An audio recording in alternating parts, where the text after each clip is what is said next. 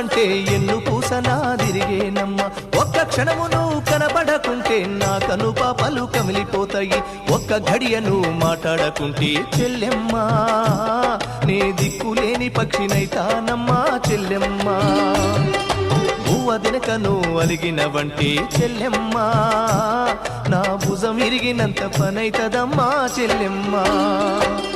మల్లె తీగకు పందిరి ఓలే మస్క సీకటిలో వెన్నెల ఓలే చెల్లెమ్మ